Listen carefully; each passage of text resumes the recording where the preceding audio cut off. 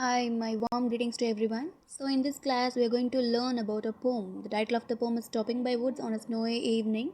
This poem was written by Robert Frost. Okay, so before getting into the poem, we just want to learn something regarding our poet. The Stopping by Woods on a Snowy Evening was written by a poet named Robert Frost. And here I have given the image of Robert Frost for your reference. So, in the next slide, we are going to see about the poet. He was born on 26th March 1874 at California, United States. And what about his occupation? He is actually a poet as well as a playwright. He is an American, and alma mater is nothing about his education. He completed his education in Dartmouth College and in the Harvard University. And in the next slide, we are going to see about his title and about what he is famous for. He is actually famous for his realistic description of his rural life, and he was called by everyone as the unofficial poet laureate. Kindly note this down. He is not an official poet, he is an unofficial poet laureate of the United States. And he was the only poet to receive our Pulitzer Prizes for poetry. Only poet to receive 4 Pulitzer Prizes for poetry. The next one, he had written many poems. Among all those poems, 3 is considered as very famous. The first one is The Road Not Taken, second one Stopping by Woods on a Snowy Evening, and the third one is Fire and Ice. And the next one, he had written many plays, and among all those, 2 is considered as an important one. A Boy's Will, second one is The North of Boston. The notable awards, Pulitzer Prize for Poetry, and the second one is Congressional Gold Medal. And about the poem. So till now we saw about the poet introduction, and now we are going to see about the introduction of the poem. Stopping by Woods on a Snowy Evening is a poem by Robert Frost. This poem was written in the year 1922 and was published in the year 1923 in his volume named New Hampshire. So this poem consists of many figures of speech such as imagery, personification and repetition. Okay, so now we are going to get into the poem lines. So here the stanza 1. Whose woods these are, I think I know. His house in the village though, he will not see me stopping here to watch his woods fill up with snow. So here he is representing that whose woods these are, whose forests are this. Okay, இது யாரோட காடா இருக்கும். I think I know that. Okay, எனக்கு தெரியும்னு நினைக்கிறேன். His house is in the village though. The owner of the woods, his house is there in nearby village. He will not see me stopping here. So, as he is there in the village, he could not see me stopping here to watch his woods fill up with snow. To watch me that I am here in this woods and the snows are filling the woods.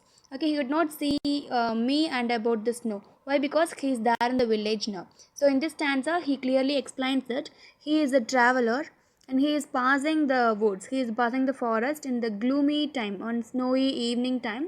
He is admiring the woods. Okay, at the same time he is thinking that to whom these woods belong to, and then he recognized that these woods belong to a person who is there in the house near in the nearby village. Okay, the next one, stanza 2. My little horse must think it queer. The horse is not a little one, but he is calling with it with a pet name. Chellama Cooper, my little horse. Queer is nothing but strange. My little horse must think it queer to stop without a farmhouse near, between the woods and frozen lake, the darkest evening of the year. My little horse will think that.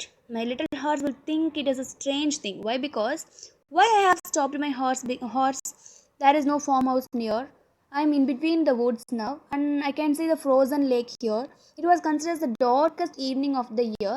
Then why should I stop here? As I have nothing near me, as I have no situation to stop my horse here. Why I have stopped here? My little horse is in a strange field. That why its owner have stopped me here. The next one, stanza 3.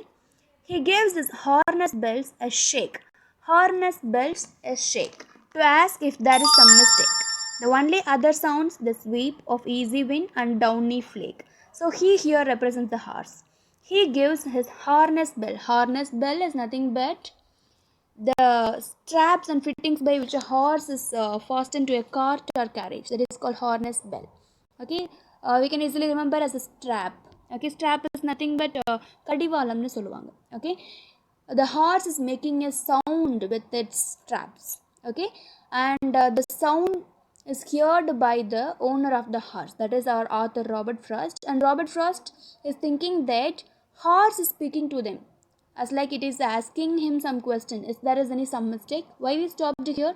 Is there everything okay? அப்படின்னு hours வந்து அவர்கிட்ட கேட்குற மாதிரி he is thinking. Okay, the only other sounds, the sweep of easy wind and downy flake.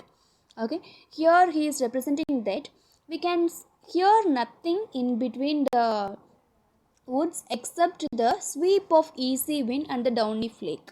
Sweep of easy wind is nothing but it is happening in between the forest, in between the woods area, right? So he is saying that we can hear no noise except the winds which is sweeping the leaves, and downy flake. Downy flake is nothing but the snow. Okay, the snow which is very soft and fluffy. We can hear only three noise here. The author is saying that he can hear only three noise there. The one is the harness bell. Harness bell is nothing but the sound from a strap. Okay, the sound from a strap. And the second one is sweep of easy wind, and the downy flake is nothing but a snow, soft and fluffy snow. The sound of these three things. Okay, the stanza 4. The woods are lovely, dark and deep. The poet is saying that the area is very lovely, dark and deep. In such a way he is admiring the woods actually. But I have promises to keep. So I'm really admiring the beauty of the woods, but what I have is that I have to move away from here. Why? Because I have something more to do, and miles to go before I sleep. Before I go to bed, I have more things to do. Okay, this is what represented in the third line. And the fourth line, and miles to go before I sleep. The same line is repeated here, but these two lines have a very minor difference in it. The third line, before I sleep, here represents the normal sleep. Before I go to bed, I have more things to do. And in the fourth line, before I sleep, sleep here represents the eternal sleep. That is nothing but the death. Before I die, I have more things to do. This is the minute difference between third and fourth line. And I hope everyone understood the concept of the poem, The Stopping by Woods on a Snowy Evening.